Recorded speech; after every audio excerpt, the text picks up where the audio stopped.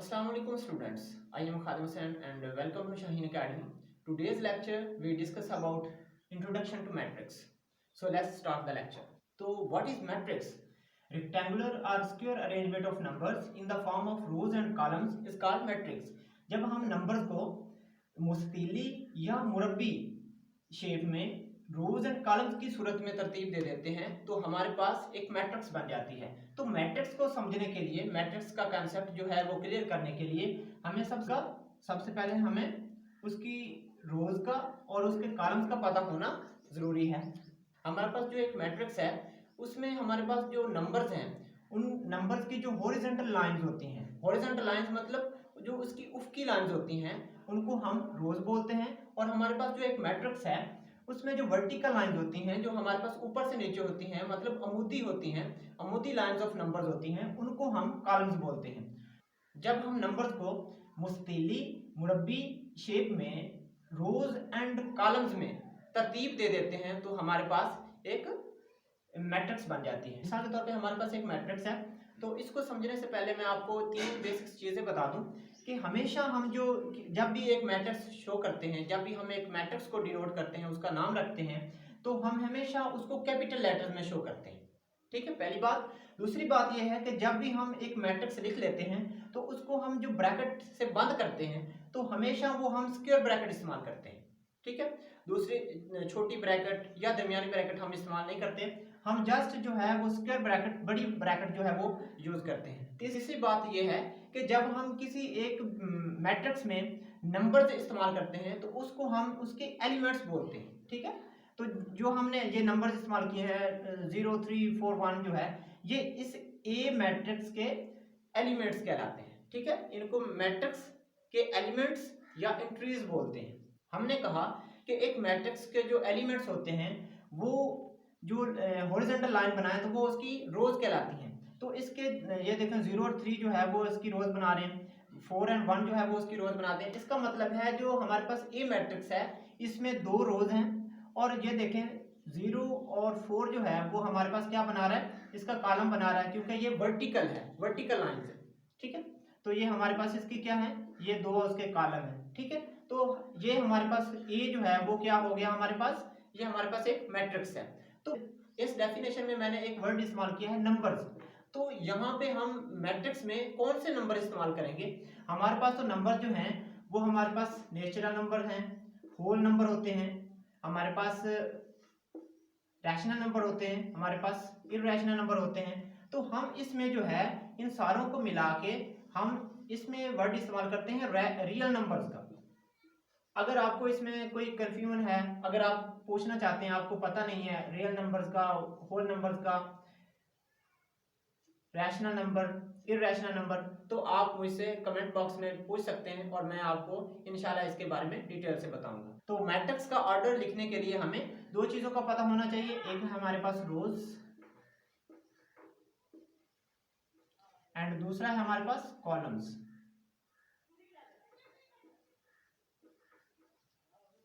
ठीक है, जब तक हमें एक मैट्रिक्स की रोज एंड कॉलम्स का नहीं पता होगा उस वक्त तक हम उसका ऑर्डर नहीं लिख सकते।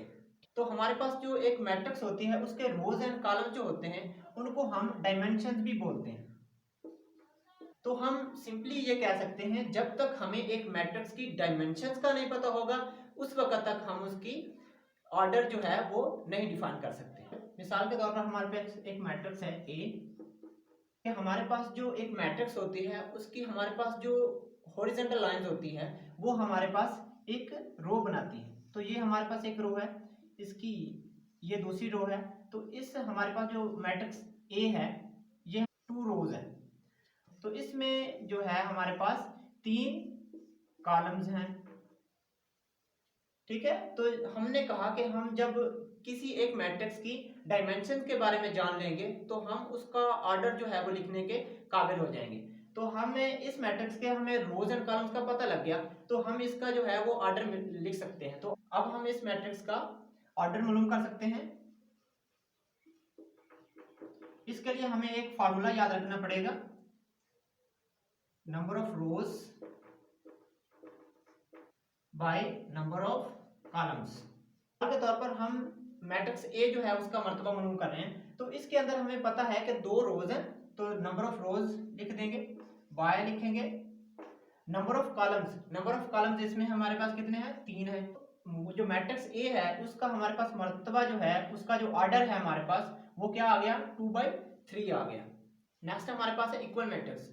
हम 2 या 2 से ज्यादा मैट्रिक्स जो हैं उनको देखें कि वो इक्वल हैं या नहीं है, तो हम देखेंगे कि उसकी 2 कंडीशंस हैं। अगर 2 कंडीशंस वो पूरी करती हैं तो वो इक्वल होंगी, अदरवाइज इक्वल नहीं होंगी। हमारे पास 2 मैट्रिक्स हैं, मैट्रिक्स ए और मैट्रिक्स बी, तो हम देखते हैं कि क्या ये इक्वल हैं या नहीं है। होंगी जब इनके 2 कंडीशन फॉलो होंगी। पहले हमारे पास करस्पॉन्डिंग नंबर्स हैं और दूसरा उनका ऑर्डर बराबर होगा।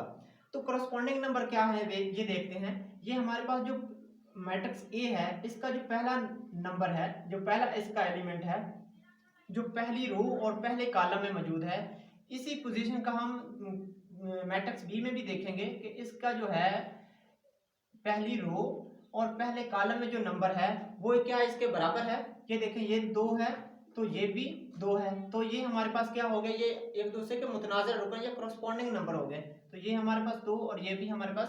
अब हम देखेंगे हमारे पास अब इसी रो में जो है अगला जो नंबर है वो 3 है, तो इसका जो अगला नंबर है वो भी क्या है, वो भी 3 है। नीचे आ जाए, नीचे वाली रो में आ जाए, इसका ये एलिमेंट जो है वो 4 है, तो इसका एलिमेंट क्या है इसी पोजीशन का, वो भी क्या है, वो भी 4 है। अगला नंबर हम देखेंगे कि वो क्या है, वो 5 है, तो इसका क्या है, वो भी हमारे पास क्या आ जाएगा, वो भी 5 आएगा। तो क्या मतलब कि इसके जो मतलब एक दूसरे के मुतनाज़िर रुकन करस्पॉन्डिंग नंबर हैं वो इक्वल होंगे, और दूसरा क्या है कि उनका ऑर्डर भी सेम होगा। मिसाल के तौर पे ये देखें कि ए जो है इसका ऑर्डर क्या बनता है, हमारे पास 2 इसकी रोज हैं और 2 ही कॉलम है, तो हम क्या कहेंगे, ये 2/2 का मैट्रिक्स है, ये भी हमारे पास 2/2 का मैट्रिक्स है, तो इनका ऑर्डर भी सेम है और इनके करस्पॉन्डिंग नंबर भी सेम है, तो ये क्या होंगे, ये आपस में क्या हो जाएंगे, ये हमारे पास इक्वल मैट्रिक्स हो जाएंगे। नेक्स्ट हमारे पास एक्सरसाइज का क्वेश्चन है और क्वेश्चन नंबर 3 है। ये बहुत इंपॉर्टेंट है और इसमें हमें 2 मैट्रिक्स दी हुई हैं बराबर की सूरत में, और हमें कहा गया कि ए बी सी डी की कीमत मालूम करें। तो हमें पता है कि 2 मैट्रिक्स कब इक्वल होती हैं, 2 मैट्रिक्स उस वक्त इक्वल होती हैं जब उनके मुतनाज़िर रुकन और उनका ऑर्डर जो है वो सेम होता है। तो हम जो है इन्हीं 2 कंडीशंस को फॉलो करके इस क्वेश्चन को हल करेंगे। मुतनाज़िर रुकन बराबर होते हैं तो इसका मतलब है ये जो a प्लस सी है वो 0 के बराबर होगा, ठीक है। तो इसको हम यूज करके हम इक्वेशन नंबर 1 बना लेंगे, a plus C is equal to 0। ये हमारे पास इक्वेशन क्या आ गई, 1 आ गई। ये हमारे पास 4 इक्वेशंस आ गई हैं और इनको हम यूज करके हम ए बी सी डी की कीमत मालूम करेंगे। तो ये जो 2 इक्वेशंस हैं इनमें हमारे पास सिंगल वेरिएबल है, तो सिंगल वेरिएबल का फायदा उठाते हुए हम इनकी कीमत मालूम कर सकते हैं। तो हमारे पास क्या है, c इज इक्वल टू 1 है और इज इक्वल टू 3 है, तो ये हमारे पास जो -1 है ये इधर जाके हम बाउंड्री चेंज करेगा, जब बराबर के इधर जाएगा तो इसका साइन जो है वो उल्ट हो जाएगा, चेंज हो जाएगा, तो ये हमारे पास क्या हो जाएगा, माइनस है तो प्लस हो जाएगा। तो हमारे पास c की कीमत क्या आ गई, हमारे पास c की कीमत आ गई 4। अब हमारे पास नेक्स्ट जो इक्वेशन है वो हमारे पास है 4d - 6 is equal to 2d। तो हमारे पास 4d है, ये हमारे पास जो है वो प्लस 2d इधर है तो इधर आके -2d हो जाएगा, और ये 6 जो है वो हमारे पास इधर माइनस में है तो इधर प्लस हो जाएगा। ये हमारे पास 4d में से 2d निकाला तो हमारे पास ये क्या हो गया, 2d और इज इक्वल टू 6। तो ये जो 2 है वो इधर हमारे पास मल्टीप्लाई में है तो इधर जाके क्या हो जाएगा, डिवाइड हो जाएगा। तो हमारे पास जो d है उसकी कीमत आ जाएगी हमारे पास 3। जो है पहली जो इक्वेशन है वो हमारे पास ac इज इक्वल टू 0 है, तो हम c की कीमत जानते हैं, c की कीमत जो है वो 4 है, ठीक है। तो a की कीमत जो है वो क्या आ जाएगी हमारे पास, -4 आ जाएगी। नेक्स्ट हम देखेंगे दूसरी इक्वेशन जो है वो हमारे पास है a plus 2b is equal to -7, उधर जाके प्लस हो गया, और 2 जो है वो इधर क्या है हमारे पास मल्टीप्लाई में, तो उधर जाके क्या हो जाएगा, डिवाइड हो जाएगा। हमारे पास ये कीमत b की आ गई। ये था हमारा आज का लेक्चर, और इसमें अगर आपने कोई चीज़ पूछनी हो तो मुझे आप ज़रूर कमेंट बॉक्स में पूछें और मैं आपको बताऊंगा। और नेक्स्ट लेक्चर तक इजाज़त दीजिए, खुदा हाफिज़।